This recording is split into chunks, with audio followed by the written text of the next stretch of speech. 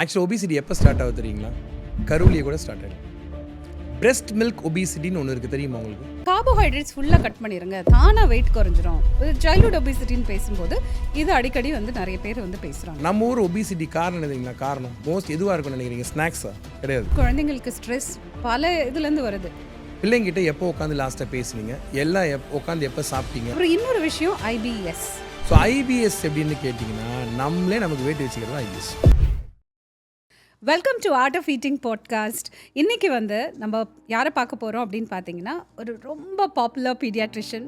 Not only for paediatrics but also because he's become entrepreneur and நிறைய ப்ராடக்ட்ஸ்லாம் launch பண்ணியிருக்காங்க மார்க்கெட்டில். And plus his interest in music is so much. பயங்கர தீவிரமான இளையராஜாவோட ரசிகர், தீவிர ஃபேன். ஸோ சார் யார் அப்படின்னு பார்த்தோம்னா, இவரை நம்ம இப்போ IPL CSK அப்படின்னு சொல்லிட்டு இருக்கோம். ஆனால் இவர் DSK. Okay, this is doctor Dhanasekar. I'm sure you'd have heard about him.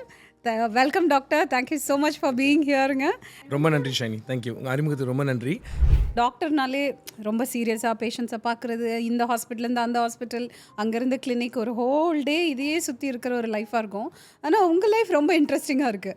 இது மட்டும் இல்லாமல் நீங்கள் மீடியாலையும் ரொம்ப how was your foray into television? அதாவது ஒரு முக்கியமான இன்னொரு பிரச்சனைன்னு கேட்டிங்கன்னா, டாக்டர் இருந்தால் கடிவாளம் போட்ட மாதிரி நம்ம பேஷண்ட் பார்க்குறது மட்டும்தான் வேலை. எனக்கு இன்பம் துன்பம் சொந்தம் பந்தம் குடும்பம் உறவு ஒட்டு உறவு இசை எதுவுமே இன்ட்ரெஸ்ட் இல்லைன்னு வாழ்க்கை நடத்துல எனக்கு உடன்பாடு இல்லை. ஸோ அப்போ நம்ம கற்றுக்கிட்டதை நிறைய பேருக்கு சொல்லிக் கொடுக்கணும். அது பொதுமக்களுக்கு மாசாக போய் சேரணுன்ற வரப்போ தான் அந்த மீடியாவிலேருந்து வந்த வாய்ப்புகளும் ஈர்ப்புகளும். ஸோ அது இப்போ ஒரு தனி ட்ராக்காகவே அப்படி போயிட்டுருக்குன்னு வச்சுக்கோங்களேன். அதை விட்டு வெளியே வர முடியல. ஏன்னா இப்போவும் நம்ம அதனால தான் நான் சொன்ன மாதிரி இங்கே உட்காந்துருக்கோம். ஸோ அதனால தான் இந்த மீடியா வாய்ப்பு. ஸோ இப்போ எப்படின்னு பார்த்தீங்கன்னா, நீங்கள் சிம்பிளாக சொன்ன மாதிரி நல்ல விஷயங்களை ரொம்ப அழகாக சமையலில் கடுகு சேர்க்குற மாதிரி நம்ம சேர்த்தோம்னா அது மக்களுக்கு போய் சேரும். அதேமாதிரி எல்லா நாட்டிலையும் பார்க்குறாங்க, எல்லா ஊர்லேயும் பார்க்குறாங்க. அதில் எனக்கு பெருமையான விஷயம் இன்னொன்று, மீடியாவை பற்றி பார்த்தீங்கன்னா, மீடியானா தமிழ். எனக்கு தமிழில் பேசணும், தமிழில் சொல்லணும் அப்படின்ற ஒரு ஆசை. ஸோ அந்த தமிழில் பேசணுன்றதுனால தான் உங்கள்கிட்ட இன்றைக்கி இப்போ தமிழில் பேசிகிட்டு இருக்கேன். அண்ட் நிறைய ஆடியன்ஸ் இருக்காங்க தமிழில். இத்தனைக்கும் இங்கிலீஷ் ஹிந்தி எல்லாம் பேசவே இருந்தாலும் தமிழில் ஒரு நீங்கா பற்று. Okay, so nice. இல்லை, அதாவது ரொம்ப ஒரு மெடிக்கல் ஜார்கன்லாம் நம்ம யூஸ் பண்ணோம்னா எல்லாருக்குமே அது புரியாது. கண்டிப்பாக. ஸோ இந்த மாதிரி மீடியா வழியாக நீங்கள் நிறைய சிம்பிளிஃபை பண்ணி சொல்கிறதுனால எத்தனையோ பேர் பெனிஃபிட் அடைகிறாங்க. Thank you so much for sharing this. இதுக்கப்புறம் இப்போது one thing that I've noticed is, நீங்கள் டாக்டர், அதுக்கப்புறம் ரிசர்ச்சர். என் ஃப்ரெண்டுமே உங்களோட சேர்ந்து நிறைய ரிசர்ச்லாம் பண்ணுவாங்க. எப்போவுமே உங்களை பற்றி நிறைய நல்ல விஷயங்கள் சொல்லியிருக்காங்க. அப்புறம் டெலிவிஷன், அப்புறமா ஐவ் ஆல்சோ சீன் நீங்கள் ஒரு கன்சல்டண்ட்டாக இருந்தவங்க ஒரு ஃபேஸில். அந்த டியூரிங் பேண்டமிக் ஒரு கம்பெனிக்கு அந்த ஃபுட் ப்ராடக்ட்ஸ்லாம் எப்படி இது பண்ணுறது அப்படிங்கிற நீங்கள் இன்புட்ஸ் கொடுத்து அந்த லேடி ஒரு நல்ல ப்ராடக்ட்டை மார்க்கெட்டுக்கு கொண்டு வந்தாங்க. அதுக்கப்புறம் பார்த்தா நீங்கள் ஆண்டர்ப்ரனர் ஆகிட்டீங்க. இந்த ஜேர்னி எப்படி? அதாவது ஒரு ஸ்டேஜ்லேயும் ஏதோ ஒன்று நடந்திருக்கும் which would have pushed you.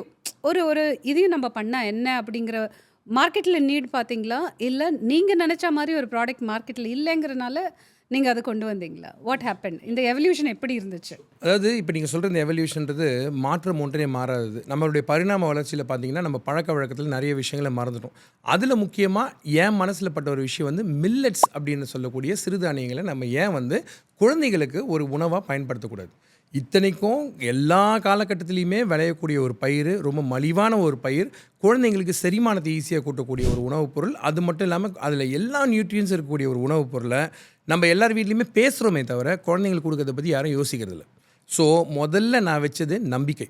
So என் மேலே நான் வச்ச நம்பிக்கை, நம்மளால் இந்த மாதிரி ஒரு ப்ராடக்டை நம்ம குழந்தைங்களுக்கு கொடுக்க முடியும், அடுத்த ஜென்ரேஷனுக்கு கட்டாயம் இது போய் சேரணும் அப்படின்ற ஒரு நம்பிக்கையில் ஆரம்பிச்சது தான் இந்த கிடிகைன் மில்லட் மிரக்கிள்ஸ். ஸோ அது ஏன் ஆண்டர்ப்ரனராக வந்துச்சுன்னு பார்த்தீங்கன்னா, அதுவுமே நம்ம லைஃப் எந்த பக்கம் நம்மளை கூட்டிகிட்டு போகணும்னு தெரியாது. ஸோ நம்ம ஒரு என்ன சொல்கிறது, ஒரு இன்வென்டராக எடுத்துக்கலாம், இல்லை ஒரு ப்ராடக்ட்டை கண்டுபிடிக்கணுன்ற ஆசையில் இறங்கியிருக்கலாம்.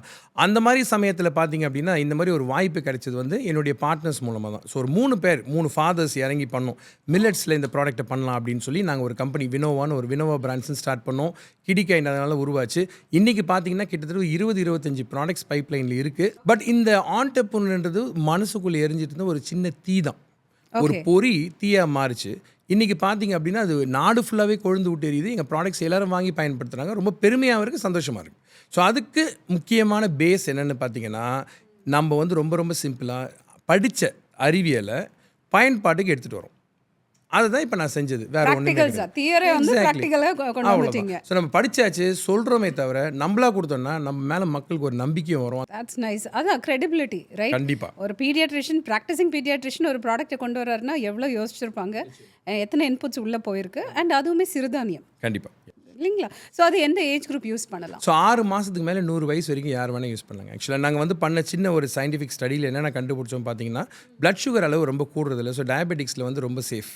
ஸோ அது பேசிக்காக பார்த்தீங்கன்னா பிளட் சுகர் ஸ்பைக் வந்து ரொம்ப அப்போ அடல்ட்ஸ்மே இதை யூஸ் பண்ணலாம். தாராளமாக யூஸ் பண்ணலாம். செரிமான தொந்தரவு கிடையாது, வயிறு உப்புசம் கிடையாது, குழந்தைங்களுக்கு மலச்சிக்கல் வர்றது கிடையாது, திருப்தியாக இருக்காங்க, எடை குறையவில் பயன்படுத்தப்படுது, இன்ஸ்டன்ட் எனர்ஜியும் கொடுக்குது, எக்ஸ்ட்ரா சப்ளிமெண்ட்ஸ் எதுவும் கொடுக்க வேண்டிய அவசியமும் இல்லை, நார் சத்து ரொம்ப கூட. அது மட்டும் இல்லாமல் நாங்கள் வாங்குறது எல்லாமே லோக்கலி சோர்ஸ் ஃபார்மர்ஸ் கிட்ட வாங்குறதுனால அவங்களுக்கு அது பயன்படுது. ஸோ நம்ம மண்ணில் விளையிற ஒரு ஆர்கானிக்கான ஃபுட்டு, கெமிக்கல்ஸ் பெஸ்டிசைட் இல்லாத ஒரு ஃபுட்டை குழந்தைங்களுக்கு நம்ம கொடுக்குறப்போ நம்ம மனசும் நிறைவாகுது. நீங்கள் கேஸ்ட்ரோஎன்ட்ராலஜிஸ்ட்ங்கிறனால நிறைய இந்த குடல் சம்மந்தப்பட்ட விஷயங்கள் நீங்கள் நிறையவே பார்ப்பீங்க. அதில் உங்களை பற்றி அடிக்கடி வந்து கேள்விப்படுறது வந்து ஐபிடி அப்படிங்கிறது தான். ஸோ நம்ம நேயர்களுக்கு வந்து ஐபிடினா என்ன, அது எப்படி கண்டுபிடிக்கிறது? ஏன்னா அது இப்படி ஒரு இஷ்யூ இருக்கிறதே நிறைய பேருக்கு தெரியறதில்ல. கண்டிப்பாக கண்டிப்பாக. ஸோ அதை பற்றி நீங்கள் கொஞ்சம் எக்ஸ்பிளைன் பண்ணால் நல்லாயிருக்கும். கண்டிப்பாக சொல்கிறேன். ஆக்சுவலாக பார்த்தீங்கன்னா ஐபிடினா இன்ஃப்ளமேட்டரி பவல் டிசீஸ் அப்படின்றது சுருக்கம் தான் ஐபிடி.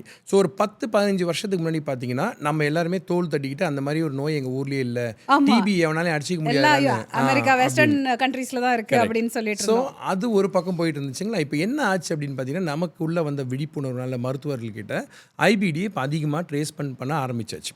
ஸோ ட்ரேஸ் பண்ணக்கூடிய பிரச்சனைகள் எல்லாருமே பார்த்தீங்கன்னா இது வந்து ஒரு நான் கம்யூனிகபிள் தொற்று இல்லாத வியாதி. பிரச்சனை அடிக்கடி வயிறு வலி, குழந்தைக்கு மோஷனில் பிளட்டு வருது, எடை கூடலை, வளர்ச்சி இல்லை, குழந்தைங்களுக்கு வந்து பேசிக்காக பார்த்தீங்கன்னா லேக் ஆஃப் எனர்ஜின்னு சொல்லக்கூடிய ஒரு எப்போவுமே டயர்டாக இருக்குன்னு சொல்கிறது. ஸோ இந்த மாதிரி குடல் சம்மந்தப்பட்ட பல பிரச்சனைகளோட பரிணாமங்கள் தான் அது. ஸோ ஐபிடி கண்டுபிடிச்சிட்டோன்னா ட்ரீட்மெண்ட் பண்ணிடலாம். எப்படி கண்டுபிடிக்கிறது? அதுக்கு பேசிக்காக பார்க்க வேண்டியது பார்த்தீங்கன்னா இது வந்து எப்படி சிம்பிளாக ஒரு கதை மாதிரி சொல்லணும். நீங்கள் கேட்டதால் 4 பீஸ் பீட்சா மாதிரி ஒரு வட்டத்தை எடுத்துக்கங்க. உங்களுக்கு பிடிக்காத ஃபுட் தான் இருந்தாலும் சொல்லிடுறேன்.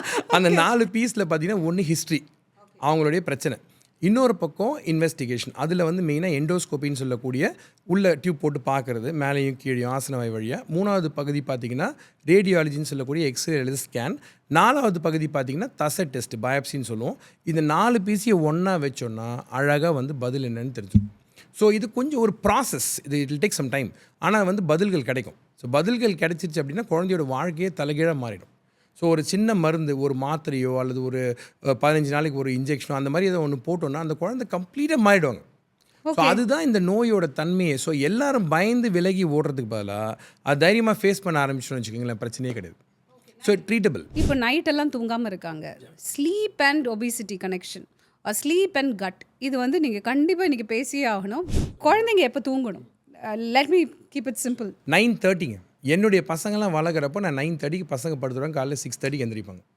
9:30 to 6:30 decent sleep 10 hours, 8 to 10 hours. ரொம்ப சிம்பிள். ஸோ நைட்டு 12 மணிக்கு மேலே கதை புக்கில் யார் நடமாடுவாங்கன்னு சொல்லுங்களேன். பேய்.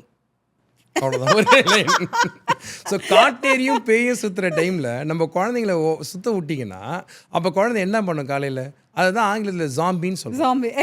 நைட்டு தூங்காத குழந்தை காலைல கார்பன் டை ஆக்சைடு அக்யூமுலேட் ஆகி கிளாஸ் ரூமில் போய் உட்காந்து இப்படி தான் தூங்கிட்டு இருக்கும். அண்ட் தென் ஸ்லீப் இல்லாதனால வேறு அதாவது ஒரு ஹைப்பர் ஆக்டிவிட்டி அந்த மாதிரியான இஷ்யூஸையும் பார்க்குறீங்களா? Good you share? ஸோ இன்ட்ரெஸ்டிங்கான விஷயம் என்னென்னா ஒபிசிட்டின்றது உங்களை பொறுத்த வரைக்கும் அடல்ட்ஸ்க்கு வர்ற மாதிரி ஃபஸ்ட்டு யோசிச்சுட்டு இருந்தோம். அப்புறம் சைல்டுஹுட் வந்துச்சு.